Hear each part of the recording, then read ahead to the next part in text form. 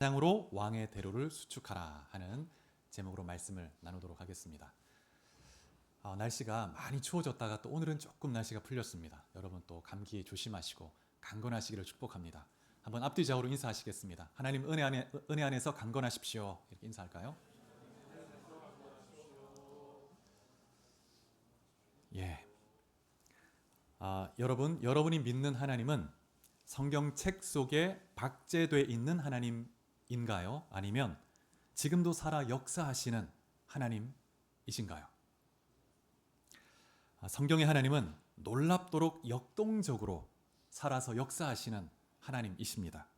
하나님은 말씀으로 세상을 창조하셨고 아담과 함께 에덴 동산에서 함께 산책도 하시고 또 하나님이 죄를 심판하기 위해서 홍수로 이 세상을 심판하기도 하시고 또 이스라엘 백성을 애굽에서 이끌어내기 위해서 열 재앙을 내리시고 홍해도 가르시고 또 시내 산에 친히 임재하셔서 그 백성들 가운데 영광을 드러내기도 하셨습니다.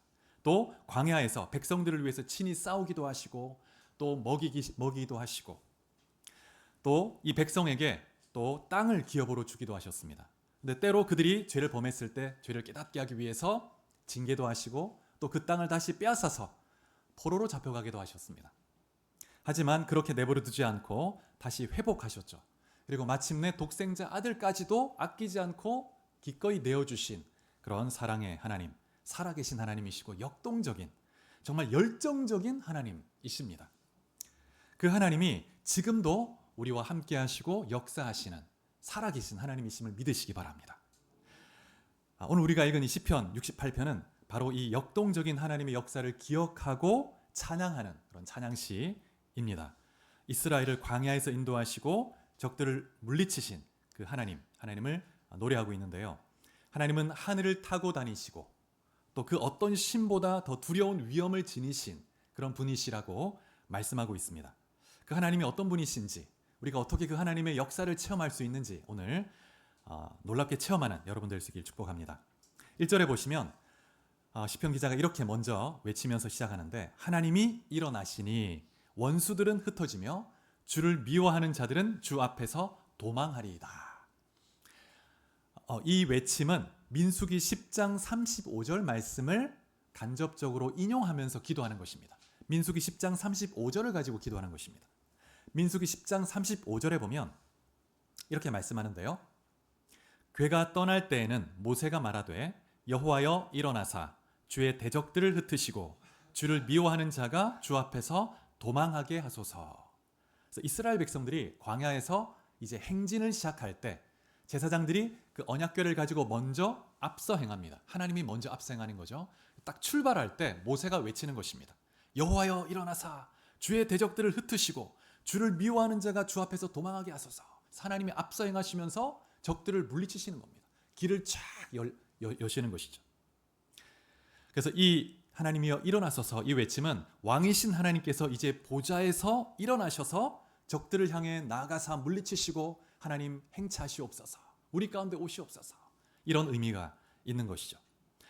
그래서 이 하나님이 일어나시면 어떤 일이 벌어지는가 2절에 보면 악인들은 연기가 바람에 불려가는 것처럼 사라지고 또 불 앞에서 양초가 녹는 것처럼 망하게 된다고 말하고 있습니다. 그래서 하나님 앞에서는 아무리 강해 보이는 원수라 할지라도 연기처럼 허무하게 갑자기 사라집니다. 양초처럼 속수무책으로 그냥 녹아버리는 것입니다. 시편 3편 7절에도 이렇게 말씀합니다. 여호와여 일어나소서 나의 하나님이여 나를 구원하소서 주께서 나의 모든 원수의 뺨을 치시고 이를 꺾어 주옵소서 이렇게 기도하고 있습니다. 그런데 반대로 악인은 어떻게 될까요? 오늘 본문 3절에 보면 의인은 기뻐하며 하나님 앞에서 뛰놀며 기뻐하고 즐거워할지어다 이렇게 말하고 있습니다. 여러분 하나님은 우리를 위해서 친히 싸우시는 대장이 되십니다. 전쟁에 능하신 하나님이십니다. 그래서 하나님이 일어나시면 악은 힘을 잃어버리는 거예요. 순식간에 연기가 확 사라지는 것처럼 악은 사라집니다. 그래서 우리는 십자가에서 이미 승리하신 예수 그리스도로 말미암아 이 승리와 기쁨을 날마다 누리며 살아가야 하는 그런 자들입니다. 그런데 우리의 삶을 보면 이런 승리의 삶을 과연 살아가고 있는가, 기쁨을 누리고 있는가 돌아보게 됩니다. 우리 말씀을 하나 보겠습니다. 고린도후서 2장 14절입니다. 고린도후서 2장 14절.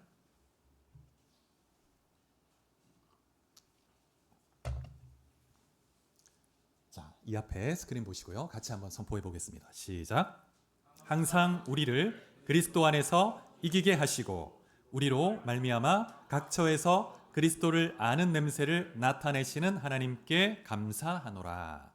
예, 이 말씀 보면 그리스도 안에서 우리를 항상 이기게 하신다. 이기게 하신다. 근데 이 말씀에서 이기게 하시고라는 이 단어가 아주 좀 특별한 단어인데 그 문화적 배경을 이해할 필요가 있습니다. 로마 황제가 전쟁에서 승리하고 돌아올 때 로마 시내로 딱 들어오면서 개선 행렬을 합니다. 군대가 뒤를 따르고 포로가 묶인 채 끌려오는 그때 백성들이 시민들이 다 나와서 꽃을 쫙 던지면서 또 향을 쫙 피우면서 이렇게 환영하며 맞이하죠. 그러면 로마 시내 전체 이 승리의 냄새가 확 퍼지는 거예요. 기쁨의 막 축제가 벌어집니다. 행진을 쫙 하면. 그래서 그 냄새 우리가 예수 그리스도 안에서 주님의 승리를 기뻐하며 주님을 따르며 개선 행렬을 하는 그 삶이 우리의 삶인 것입니다. 이미 원수 마귀 사탄의 어둠의 세력은 포로가 되어서 끌려오고 있는 거예요. 그래서 우리는 이 말씀을 기억하면서 늘 예수 그리스도의 이름으로 승리를 선포하고 믿음으로 승리하는 발걸음을 내딛는 삶을 살아가야 합니다. 개선 행렬의 삶을 살아가야 되는 것이죠. 그래서 시편 저자는 오늘 하나님의 이 능력과 승리를 확신하며 기도하고 있습니다. 하나님이 일어나셔서 이제 행차하시옵소서. 우리가 그 뒤를 따르겠습니다. 개선 행렬을 하겠습니다. 이어서 시편 기자가 하나님을 찬양하라고 초대하고 있는데 4절에 보면 하나님께 노래하며 그의 이름을 찬양하라. 하늘을 타고 광야 행하시던 이를 위하여 대로를 수축하라. 그의 이름은 여호와이시니 그의 앞에서 뛰놀지어다. 그래서 이 말씀 보면 하나님을 하늘을 타시는 분으로 묘사하고 있습니다. 하늘을 타시는 분. 근데 여러분 성경을 한번 자세히 보십시오. 이 스크린은 그렇게 표시되어 있지 않은데 성경을 보시면 이 하늘이라는 단어가 좀 작게 표시되어 있습니다. 작게. 이게 무슨 뜻이냐면 실제로 히브리어 원어 성경에는 이 하늘이라는 단어가 없습니다. 없어요. 근데 의역을 해서 그 의미상 하늘이라는 단어를 넣어서 번역하는 것이 좋겠다고 해서 번역자들이 추가한 것입니다. 왜 이렇게 했냐면 이 본문을 보면 이 하늘이라는 단어가 빠지면 목적어가 없어지니까 하나님이 무언가를 타고 광야에 다니시는 이라고 해야 되는데 좀 약간 의미가 어색해지는 거예요. 무엇을 타신다는 건가? 그래서 이제 여러 번역에서 하늘이라는 단어를 추가했는데 왜냐하면 문맥을 보면 68편의 33절을 보시면 하나님을 어떻게 묘사하냐면 하늘을 타신 자에게 찬송하라 이렇게 표시하고 있습니다. 표현하고 있습니다. 하늘을 타신다는 것은 하나님이 하늘, 온 우주를 통치하시는 능력의 하나님, 또 초월적인 하나님이심을 강조하는 것이죠. 또 신명기 33장 26절에서도 뭐라고 말씀하냐면 여수run이여 하나님 같은 이가 없도다. 그가 너를 도우시려고 하늘을 타고 궁창에서 위엄을 나타내셨도다. 하나님은 하늘을 타시는 분이십니다. 하늘을 다니시는, 하늘을 주관하시는 분이시라는 것이죠. 그런데 한글의 여러 번역과 또 영어 성경의 대부분에서는 또 다른 단어를 씁니다. 번역자들이 구름이라는 단어를 써요. 구름이라는 단어. 우리 한글 개역 성경과 몇몇 성경에는 하늘이라는 단어를 쓰고 있지만 더 많은 번역 성경이 구름이라는 단어를 쓰는데 시편 104편 3절에 보면 하나님이 구름으로 수레를 삼으신다 이렇게 말합니다. 구름 수레를 타고 다니신다 이렇게 말씀합니다. 또 이사야 19장 1절에 보면 하나님이 빠른 구름을 타시고 애굽에 임하셔서 심판을 내리신다 이렇게 말하고 있습니다. 그래서 하나님이 구름을 타시고 다니시는 그런 분으로 묘사되어 있습니다. 근데 이 구름이라는 단어는 이 광야와 잘 연결이 돼 있죠. 하나님이 이스라엘 백성들 가운데 광야에서 함께 동행하실 때 그 언약궤 위에 성막 위에 구름 기둥으로 그 가운데 임하셔서 또 밤에는 불 기둥으로 같이 이렇게 이스라엘 백성 가운데 임재하셔서 동행하신 것입니다. 또 하나님은 임재하시는 곳마다 구름이 나타납니다. 구름이. 그걸 쇠키나 영광의 구름이라고 하는데 왜냐하면 하나님의 영광을 직접 보고 살 자가 없습니다. 죄인된 인간은 하나님을 보면 즉시로 죽는 거예요. 그만큼 하나님은 거룩하시고 어미하시고 영광스럽습니다. 하나님이 우리를 우리 가운데 나타나실 때 우리를 보호하기 위해서 그 영광의 구름으로 자신을 가리시는 거예요. 그래서 대제사장도 1년에 한 번 성막 지성소에 들어가서 그곳에서 피를 뿌리며 속죄를 행할 때 먼저 향을 피워서 그 지성소 안을 가득 채웁니다. 그래서 하나님의 영광을 직접 보지 못하도록 하는 거죠. 그래서 모세 성막이 처음 봉헌될 때, 솔로몬 성전이 처음 완성되고 봉헌될 때에도 그 성막과 성전에 구름이 가득했습니다. 그래서 제사장과 또 모세가 그 앞에 엎드러질 수밖에 없었다고 말하고 있죠. 그래서 정리해 보면 하나님은 영광의 구름 속에 거하십니다. 하늘의 구름을 타고 다니시는 그 영광스러움으로 다니시는 분이다, 이런 뜻이죠. 그리고 이스라엘 가운데 구름 기둥으로 임재하셔서 함께 하셨다는 겁니다.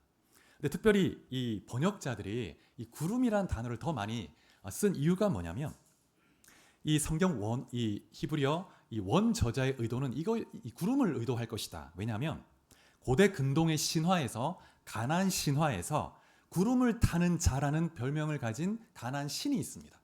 바알 신이 구름을 타는 자라는 칭호를 가지고 있어요. 그래서 바알은 비와 풍요를 가져다 주는 풍요의 신으로 숭배를 받았습니다. 그래서 이스라엘 백성들이 이 바알 신을 참 많이 숭배했습니다.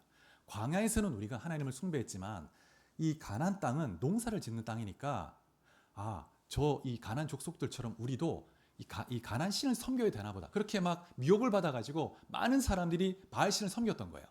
그래서 북이스라엘은 이 바알 신 숭배 때문에 멸망했다고 해도 과언이 아닐 만큼 이 바알 숭배에 빠져 있었죠. 그런데 시편 기자가 이렇게 선포하는 겁니다. 그 바알 신을 염두에 두고 진짜 구름을 타고 비를 내리시는 분은 우리 여호와 하나님이시다. 우리 여호와 하나님이 자연과 역사를 주관하시는 참된 신이시다. 이것을 선포하고 있는 겁니다. 이 백성들에게. 너희가 그렇게 미혹됐던 그 바알은 아무것도 아니야. 여호와 하나님이 참으로 구름을 타고 다니시며 영광 가운데서 비를 주시고 우리를 풍요롭게 하시는 분이시다. 강조한다는 것이죠. 그런데 이렇게 위대하신 구름을 타고 다니시는 영광스러운 하나님이 어떤 분이신가 하면 5절에 보면 그의 거룩한 처소에 계신 하나님은 고아의 아버지시며 과부의 재판장이시라. 참 놀랍습니다. 온 우주를 통치하시는 위엄 있는 하나님께서 가장 연약하고 소외된, 외로운, 고독한 그들의 아버지가 되어주시고 그 억울함을 풀어주시는 분이다. 이렇게 말하고 있습니다. 온 우주를 통치하시면서도 정말 한 사람 한 사람 그 자녀들의 그 백성의 신음조까지도 이렇게 헤아리시고 아시고 돌보시는 분이라는 것이죠. 또 6절에 보면 외로운 자들에게 가족을 주시고 갇힌 자들을 이끌어내어서 형통하게 하신다. 속박 가운데 묶인 자들을 자유케 하신다. 형통하게 하신다. 하지만 거역하는 자의 거처는 메마른 땅일 것이다. 이렇게 말하고 있습니다. 여기까지가 오늘 본문의 말씀인데요. 오늘은 이 4절 말씀을 좀 주목해서 좀 더 자세히 보려고 합니다. 자, 4절 말씀을 같이 한 번 더 읽어보겠습니다. 오늘 본문 4절. 자, 시작. 하나님께 노래하며 그의 이름을 찬양하라. 하늘을 타고 광야에 행하시던 이를 위하여 대로를 수축하라. 그의 이름은 여호와이시니 그의 앞에서 뛰놀지어다. 이 말씀에 보면 네 가지 동사, 명령형이 나와 있습니다. 네 가지. 첫 번째는 하나님께 노래하라는 명령이죠. 노래로 하나님을 찬양하고 높이라는 것입니다. 두 번째, 그의 이름을 찬양하라라고 있는데 이때 찬양하다는 히브리어로 자마르라는 단어인데 악기로 연주하다는 뜻이 있습니다. 연주를 통해서 하나님을 높이라. 그래서 기타 제조하는 그 크리스찬 기타 제조하는 회사도 자마르라는 그 회사가 있습니다. 그리고 세 번째, 대로를 수축하라 했는데 이 수축하다는 말은 움푹 패인 곳을 흙으로 덮고 쌓아 올리다라는 의미가 있습니다. 그 다음에 네 번째, 하나님 앞에서 뛰놀다. 그래서 하나님 앞에서 그 임재 앞에서 펄쩍펄쩍 뛰면서 기뻐하고 즐거워하라는 거예요. 춤을 추며 펄쩍펄쩍 뛰며 그것이 내 온몸으로 하나님께 대해서 반응하며 높이는 찬양이 될 수 있다는 것이죠. 명령하고 있습니다. 그래서 이 네 개 동사를 보면 세 개의 단어는 찬양과 관계가 되어 있는데 하나는 광야의 대로를 수축하라 이런 단어입니다. 얼핏 보면 이 단어가 서로 연관성이 없는 것처럼 보일 수 있습니다. 노래하고 연주하고 찬양하는 것과 도로공사하는 것과 무슨 연관이 있겠습니까? 근데 이 의미를 자세히 파고 들어가 보면 아주 깊은 영적 관계가 있는데요. 먼저 이 대로를 수축한다는 이 말씀의 배경을 좀 이해할 필요가 있습니다. 고대 사회에서 왕이 행차할 때는 먼저 또 군대 원정을 갈 때에도 선발대가 먼저 갑니다. 그래서 길을 딱 준비하는 거예요. 장애물이 있으면 뭐 치우기도 하고 움푹 패인 곳이 있으면 또 흙을 덮어서 딱 이렇게 평평하게 만들어서 왕이 행차할 준비를 하는 겁니다. 그래서 왕이 가는 마차가 거침없이 딱 갈 수 있도록 준비하는 것이죠. 그래서 대로를 수축한다는 것은 왕의 오심을 예비하는 가장 적극적인 환영의 표시입니다. 왕이 오시옵소서, 오시옵소서. 왕의 우리가 준비한 이 대로를 통해 오시옵소서, 오시옵소서, 행하시옵소서. 이런 의미가 있는 것이죠. 그래서 왕이 곧 행하실 일들에 대한 기대하는 그런 의미가 내포되어 있습니다. 근데 오늘 이 본문에 보니까 하나님은 어떤 분이시냐면 구름을 타고 광야를 행하시던 이라고 말하고 있습니다.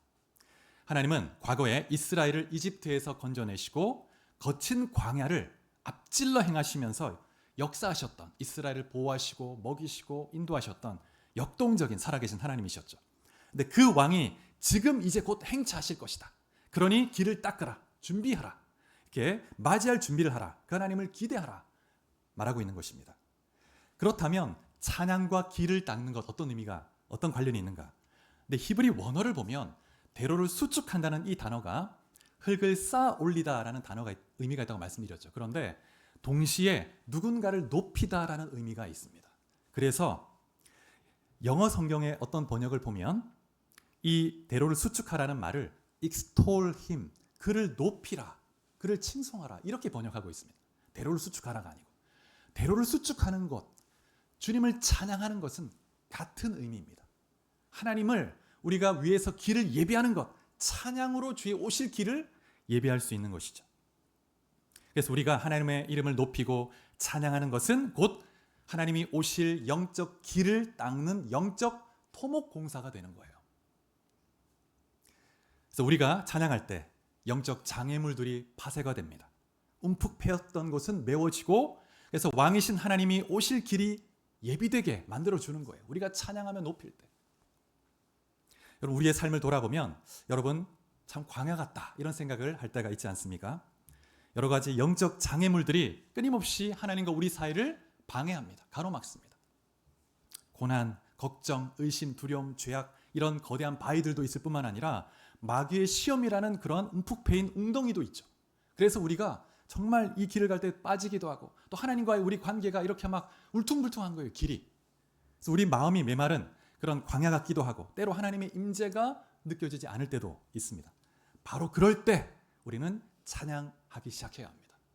왕의 대로가 수축되어서 하나님이 내게 속히 오시고 임재하실 수 있도록, 나를 위해서 나의 앞서 행하시며 행차하시며 적을 물리칠 수 있도록 우리는 찬양을 하기 시작해야 하는 것이죠. 그러면 영적 세계에 도로공사가 시작이 되는 겁니다. 도로공사가 이제 공사 중, 하나님이 이제 곧 행하실 것이다. 그런 의미가 있는 것입니다. 그래서 우리가 소리 높여 찬양할 때 우리 마음속에 의심이라는 돌덩이가 제거됩니다. 그리고 우리가 찬양할 때 교만이라는 산이 깎아집니다. 절망의 골짜기가 메워지는 거예요. 마귀의 시험이라는 구덩이도 딱 채워집니다.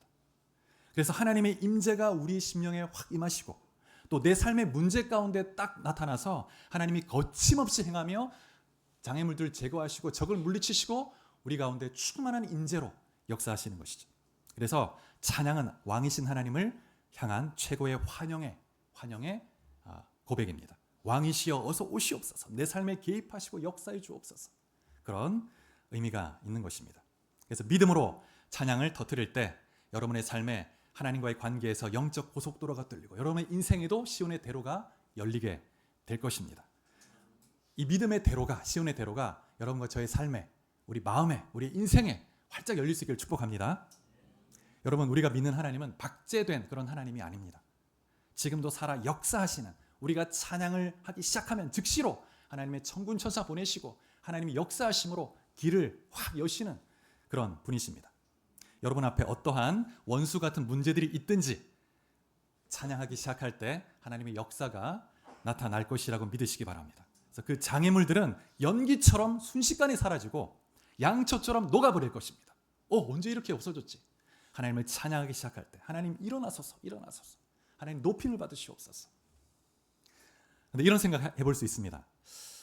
제가 지금 처한 상황이 얼마나 심각한데 노래 뭐 한 곡, 뭐 한 곡조 한다고 뭐 내 삶의 문제가 뭐 해결되겠는가? 하나님 뭘 하실 수 있겠는가? 근데 여러분, 찬양이 정말 강력하고 하나님이 정말 기뻐하시는 것이기에 우리가 주님을 찬양할 때 하나님은 주체하지 못하는 기쁨 가운데 하나님은 흥분해서 역사하시는 거예요. 우리가 하나님을 전심으로 노래하고 높이면 하나님은 때로는 좀 감정적으로 막 흥분해서 안 해줘도 될 것도 막 해주시고 그렇게 역사하신다는 거예요. 하나님을 전심으로 노래해 보십시오. 자, 우리 시편 69편 30절 31절 한번 보시겠습니다. 자, 30절 31절 69편. 자, 같이 봉독해 보겠습니다. 시작. 내가 노래로 하나님의 이름을 찬송하며 감사함으로 하나님을 위대하시다 하리니 이것이 소 곧 뿔과 굽이 있는 황소를 드림보다 여호와를 더욱 기쁘시게 함이 될 것이라. 여러분, 구약 시대 하나님께 드릴 수 있는 가장 비싸고 값진 제물이 뭐였냐 하면 흠없는 황소였습니다. 황소. 그래서 뿔과 굽이 제대로 갖춰진 이 건장한 황소 한 마리는 가장 가치가 높은 제물로 이렇게 되어 있죠. 상당한 헌신을, 엄청난 헌신을 해야 되는 일이었습니다. 근데 오늘 말씀이 뭐라고 얘기하냐면 우리가 광야와 같은 상황 속에 있다 할지라도 입을 열어서 하나님을 높이고 노래하며 찬양할 때 그때 하나님은 저 비싼 황소를 드린 것보다 더 기뻐하신다는 거예요. 우리 마음을 다해서 하나님을 노래하고 찬양할 때 비싼 황소를 드린 것보다 더 기뻐하신다. 여러분, 우리가 고난 속에서 광야 가운데 있을 때 그 광야 속에서도 감사하고 찬양을 드릴 수 있는 것은 하나님을 향한 신뢰가 없으면 할 수가 없죠. 특별히 광야에서 드리는 그 찬양의 선포는 놀라운 능력이 있습니다. 하나님은 죽은 재물보다 살아있는 우리 중심의 믿음과 그 선포를 기뻐하시는 것이죠. 그래서 찬양으로 닦은 이 대로는 하나님이 가장 기뻐하시는 그런 길이라고 할 수 있습니다. 그래서 여러분, 이 잠언 16장 7절 보면 이런 말씀이 있는데요. 사람의 행위가 여호와를 기쁘시게 하면 그 사람의 원수라도 그와 더불어 화목하게 하시느니라.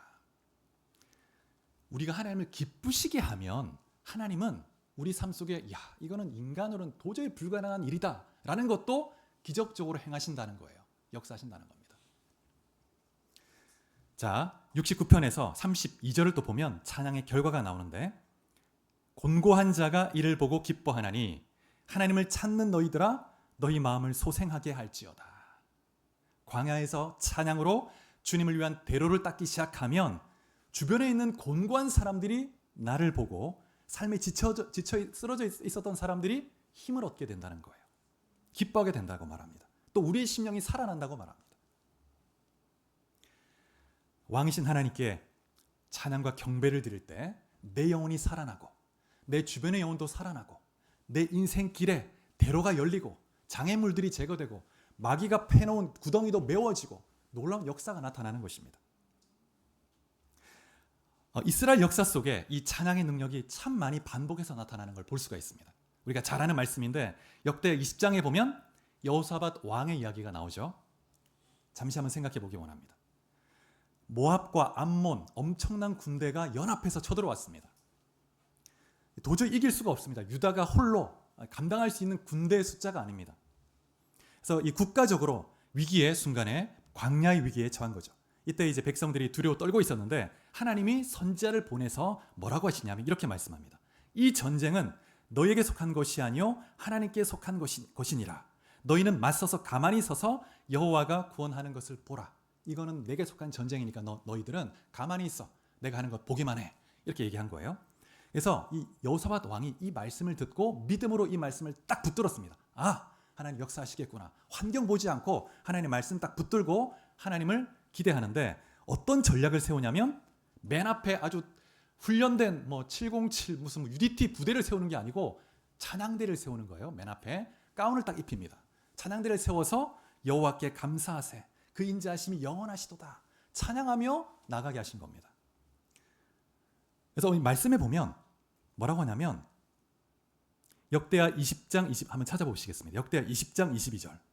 역대하 20장 22절. 자, 이 앞에 스크린 있습니다. 한번 같이 역대하 20장 22절 성경도 보시고 이 앞에 말씀도 보시고 같이 봉독합니다. 시작. 그 노래와 찬송이 시작될 때 여호와께서 복병을 두어 유다를 치러 온 암몬 자손과 모압과 세일산 주민들을 치게 하심으로 그들이 피하였으니. 하나님이 언제 역사하셨습니까? 이스라엘 군사들이 칼을 높이 들어 나가자 이렇게 할 때가 아니고 찬송이 시작될 때, 노래가 시작될 때, 그 곡이 이제 뭐 이렇게 악기도 있었겠죠. 그 전주가 시작되는데 하나님이 바로 역사하시는 거예요. 그래서 하나님이 친히 그들을 물리치셨습니다. 이들의 찬양은 그 왕이신 하나님이 행차할 길을 뚫어서 대로를 만든 거예요. 그래서 적들을 물리치신 것입니다. 자, 한 가지 더 보겠습니다. 사도행전 16장, 우리가 너무나 잘 아는 본문인데 바울과 실라가 빌립보에서 복음을 전하다가 정말 부당하게 매를 맞고 그 다음에 고소를 당해가지고 매를 맞고 감옥에 들어갔습니다. 지하 감옥에. 너무나 억울하죠. 매를 많이 맞았다고 기록하고 있습니다. 그래서 그렇게 감옥에 들어가서 지하 감옥에서 한밤중이 됐습니다. 몸이 욱신거리겠죠. 그때 사도행전 16장 25절 같이 한번 찾아보시겠습니다. 16장 25절. 자, 이 앞에 스크린 나와 있습니다. 자, 같이 봉독해 볼까요? 시작. 한밤중에 바울과 실라가 기도하고 하나님을 찬송하며 죄수들이 듣더라. 여러분, 이 바울과 실라의 이 찬양은 단순한 찬양 그 이상의 의미가 있습니다. 감옥이라는 그 절망적 상황, 착고로 이 손발이 묶여 있는 상태입니다. 그런데 하나님을 신뢰하고 하나님의 주권을 인정하고 하나님의 선하심을 고백하며 찬양 드린 거예요. 이들의 이 경배와 찬양은 모든 걸 내려놓고 하나님께 대한 그 상황에 상관없이 하나님의 하나님 되심을 노래하는 것입니다. 높이는 겁니다. 이렇게 찬양을 했을 때 하나님이 가만히 계시는 분이 아니시죠. 전심으로 이 광야에서도 그 절망적 상황에서 오히려 하나님을 높일 때 하나님 결코 가만히 계시지 않습니다. 사도행전 16장 26절에 보니까 이에 갑자기 큰 지진이 나서 옥터가 움직이고 문이 곧 다 열리며 모든 사람의 매인 것이 다 벗어진지라. 지진은 하나님이 임재하실 때 나타나는 현상 중에 하나입니다. 하나님이 너무 영광스러우니까 이 피조 세계에 그 땅이 견디지를 못하는 거예요. 지진이 나버리는 거예요. 그래서 이들이 찬양하니까 그 감옥에 하나님이 임재하신 겁니다. 지진이 나타나고 하나님 충만히 임재해서 모든 닫힌 것, 모든 묶인 것 다 끊어내고 풀어내고 열어버린 거예요. 하나님께서 그들의 찬양을 들으시고 놀라운 기적을 행하신 것입니다. 여러분, 찬양은 하나님의 능력을 풀어놓는 놀라운 능력의 역사가 있다는 것을 믿으시기 바랍니다. 찬양을 드릴 때 나는 그냥 주님께 모든 걸 맡기고 주님, 나는 그냥 주님을 노래하고 주님 높이겠습니다. 그러면 주님이 알아서 내 삶 속에 역사하시는 것입니다. 묶인 것을 풀어내고 또 모든 막힌 것을 열어내고. 그래서 찬양은 영적 전쟁에서 사탄의 속박과 권세를 푸는 놀라운 능력이 있습니다. 사탄은 질병을 치유하는 역사도, 찬양은 질병을 치유하는 역사를 가져오기도 합니다. 하나님이 기뻐하시기 때문에. 하나님이 기뻐하시면 어떤 일을 행하실지 우리가 상상할 수 없습니다. 하나님을 기쁘시게 한번 해보기만 해보십시오. 놀라운 역사 행하시는 것입니다. 다윗도 이 하나님을 알았기 때문에 언약궤를 자신이 준비해둔 그 다윗성의 천막 아래 모셔놓고 24시간 레위인들 조를 짜서 하나님을 찬양하게 했습니다. 찬양하게. 다윗은 너무 참 하나님 마음을 너무 정확히 아는 사람이었죠.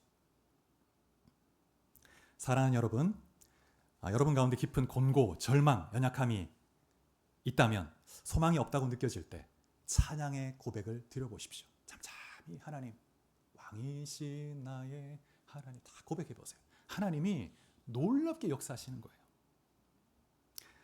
여러분, 찬양은 강력합니다. 하나님이 너무나 기뻐하시고 여러분의 삶 가운데 하나님의 시온의 대로를 여시는 놀라운 역사가 나타날 것입니다. 말씀을 맺겠습니다.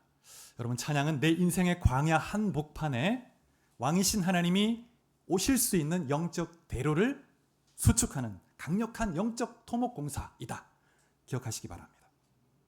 우리의 삶 속에 앞이 보이지 않는 광야 같은 그런 삶이라면, 또 문제의 바위들이 가로막혀 있고 여러 가지 시험의 구덩이가 있다면 정말 주님을 찬양하십시오. 하나님이 대로를 여시고 평평하게 대로를 열어주시는 것입니다. 우리가 그래서 주님을 찬양하며, 주님은 위대하십니다. 내 환경에 상관없이 하나님의 그 하나님 되심으로 인해서, 하나님 선하십니다.